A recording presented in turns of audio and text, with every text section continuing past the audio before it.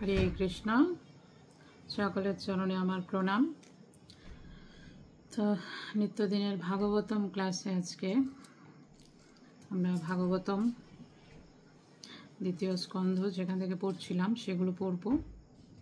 তবে প্রথমে আমরা একটা ভাগবতম মাহাত্ম্য পড়ে নিই। যেহেতু গতকালকে একাদশী ছিল, তো একাদশীর দিনে যারা ভাগবতম শুনেছেন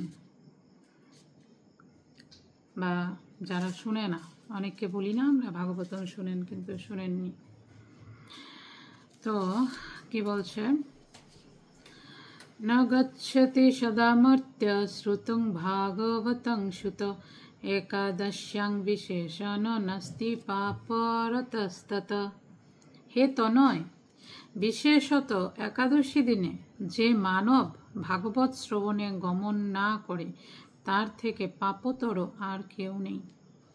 অর্থাৎ একাদশী তিথিতে আমরা তো শুধু না খেয়ে থাকলে হবে না, যে না খেয়ে শুধুমাত্র আমি উপবাস পালনের মাধ্যমে একাদশী করব।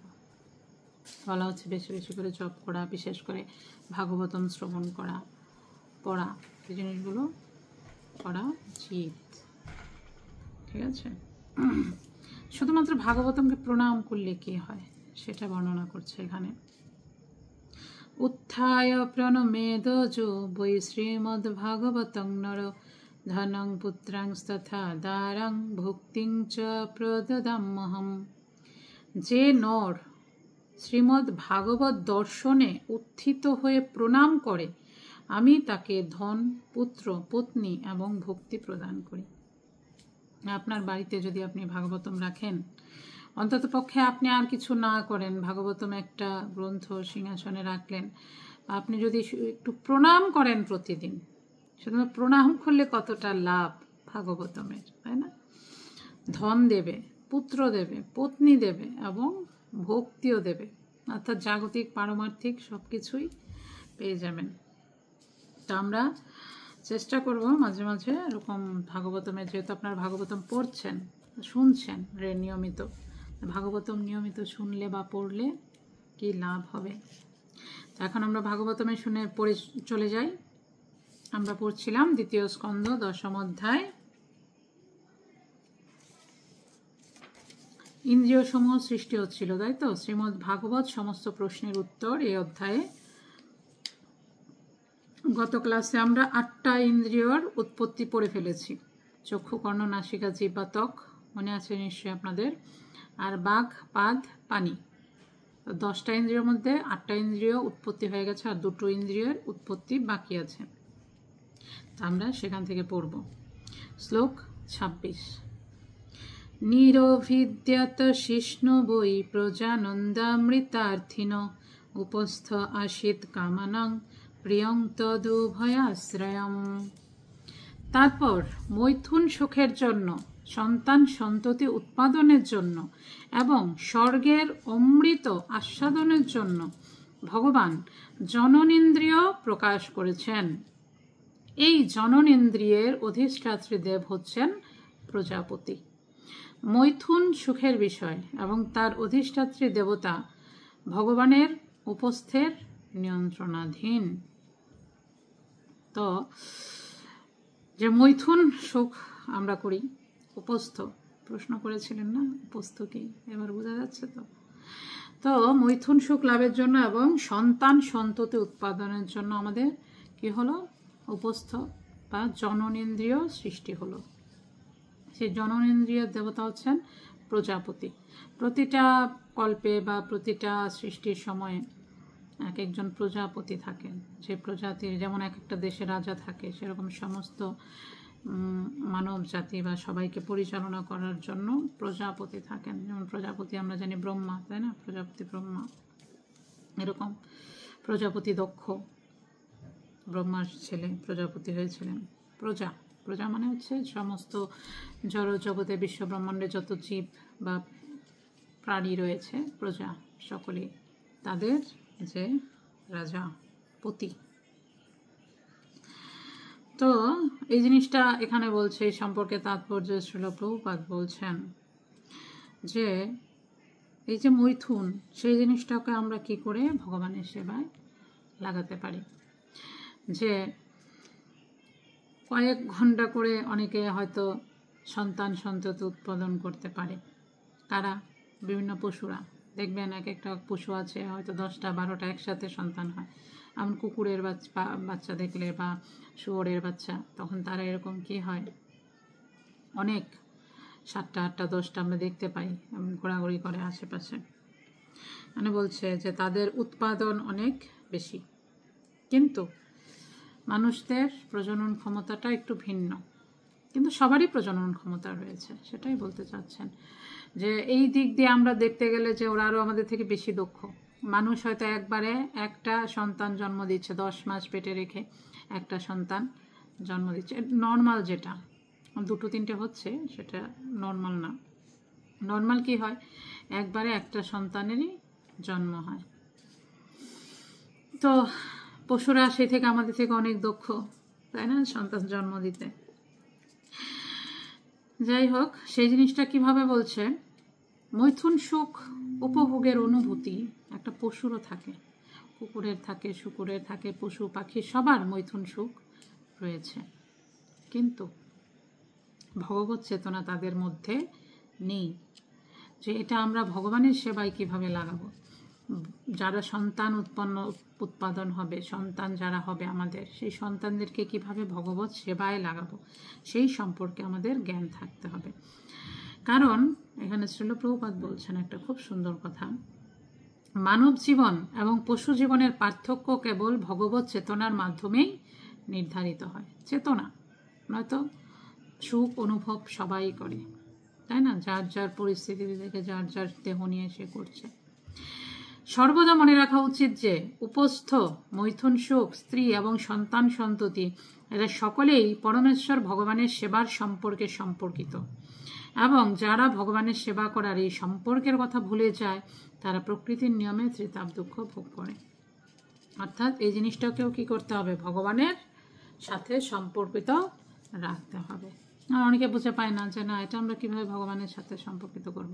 যে আমার স্ত্রী আছে, সে স্ত্রী আমার ভোগের বস্তু নয়, সে ভগবানের সেবা করার জন্য তাকে আনা হয়েছে।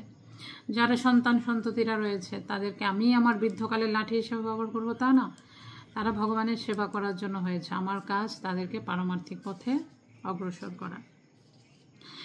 শ্লোক 27 বলছে, উৎসৃক্ষ ধাতুমালম নিরভিদ্যত বৈগদম ততপায়ুস্তত মিত্র উৎসর্গ উভয়াশ্রয়। তারপর ভুক্ত অন্নাদির অসারাংশ ত্যাগ করতে ইচ্ছা করলে মলদার স্বরূপ অধিষ্ঠান উৎপন্ন হলো, এবং তারপর পায়ু ইন্দ্রিয় ও তার অধিষ্ঠাত্রী দেবতা মিত্র প্রকাশিত হলেন। পায়ু ইন্দ্রিয় এবং ত্যক্ত বস্তু উভয়েরই আশ্রয় হচ্ছেন মিত্র দেবতা। আমরা যে মল ত্যাগ করি সেটারও দেবতা রয়েছেন, সেটাও নিয়ন্ত্রণ করছেন কে, মিত্র দেবতা। পায়ুর ইন্দ্রিয়, তারপরে কি বলে মলদার, এই জিনিসগুলো উৎপন্ন হয়েছে। তো তাৎপর্য ছিল, প্রভুপাদ খুব ইন্টারেস্টিং একটা কথা বলছেন, মলত্যাগ করার ব্যাপারেও পরিত্যক্ত বস্তু যখন নিয়ন্ত্রিত, তখন জীব কিভাবে তার স্বাতন্ত্র্য দাবি করতে পারে। আমরা মনে করছি স্বাতন্ত্র, তাই না, স্বতন্ত্র, আমরা স্বাধীন। বলা হচ্ছে মল ত্যাগ করতে গেলেও আমরা মল ত্যাগ করি, সেটা একজন দেবতার পারমিশন লাগবে, তাও একজন নিয়ন্ত্রণ করছেন। তাহলে অ্যাকচুয়ালি আমরা কতটা স্বাধীন, তাই না, যারা এই ব্যাপারগুলো জানে না। শ্লোক 28 আর কি সৃষ্টি হলো, এই তো শেষ হয়ে গেল 10টা ইন্দ্রিয়, ঠিক আছে। শ্লোক 28, আশিষিপ্স পুরপুর্জানাভিদারম পানত তত্র্যাপানস্তত মৃত্যু পৃথকত্যমোভয়াশ্রয়ম। অনুবাদ, তারপর যখন তিনি এক শরীর থেকে অন্য শরীরে যাওয়ার ইচ্ছা করলেন, তখন নাভি, অপানবায়ু এবং মৃত্যু একসঙ্গে সৃষ্টি হয়েছিল। মৃত্যু এবং অপানবায়ু উভয়েরই আশ্রয় হচ্ছে নাভি। পানবায়ু অপানবায়ু রয়েছে, আমরা শ্বাস টানি আরেকটা ছাড়ি, এরকম পানবায়ু অপানবায়ু। যখন শ্বাস ছাড়লে সেটা আর ভেতরে যাবে না, তখন হচ্ছে মৃত্যু। তখন বলছে কি, নাভি একজনের সাথে আরেকজনের বা এক জন্মের সাথে আরেকজনের সম্পর্কটা বলছে নাভির মাধ্যমে হয়ে থাকে।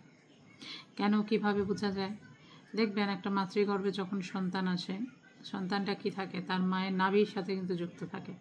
আমরা বলি না নারী ছেঁড়া ধন সন্তানদেরকে, বা নারীর টান, মায়ের সাথে নারীর টান থাকে। মায়ের নাভির সাথে ভেতর দিয়ে একটা পাইপের মানে নল থাকে, নলের মতো, ওটাতে কিন্তু বাচ্চাটা ভেসে থাকে জলের মধ্যে, ওটার মধ্যে ভাসমান অবস্থায় থাকে মায়ের সাথে সম্পর্ক। তো সেই জিনিসটা সম্পর্কে এখানে বলছেন যে একটি শিশুর শরীর তার মায়ের শরীর থেকে উৎপন্ন হয়, এবং শিশুটি যখন তার মায়ের শরীর থেকে বিচ্ছিন্ন হয় তখন তা হয়ে থাকে নাভি গ্রন্থি ছিন্ন করার মাধ্যমে। যে নাভি, এই নাভি এক দেহের সঙ্গে আরেক দেহের যোগসূত্র। একটা দেহের সাথে আরেকটা দেহের যে যোগসূত্র থাকে সেটা নাভির মাধ্যমে হয়ে থাকে। নাভির মধ্যে যোগসূত্র হয়, আর মৃত্যুর মাধ্যমে কি হয়, যোগটা সংযোগ ছিন্ন হয়। হয়তো আমি এখন কারো মা, কারো স্ত্রী, কারো সন্তান, মৃত্যু যখন হবে সাথে সাথে সব সম্পর্ক শেষ। স্বামী বলবে না আহারে আমার স্ত্রীটা ছিল, ওকে ঘরের মধ্যে শোকেস বানিয়ে সাজিয়ে রাখি, বলবে না। সুতরাং মৃত্যু, অপান বায়ু, এই জিনিসগুলোর বলা হচ্ছে উভয়ের আশ্রয় হচ্ছে নাভি। নাভির মাধ্যমে মানে দেহের এক দেহ থেকে আরেক দেহ ভ্রমণ করে, তার যুক্ত থাকে। তারপর আর কি কি তৈরি হলো, এখন আহার পান করবে আমাদের শরীরে, তো আমরা জানি আরও অনেক কিছু রয়েছে, ওগুলো কিভাবে আসলো সেটাও বলছে 29 নং শ্লোক।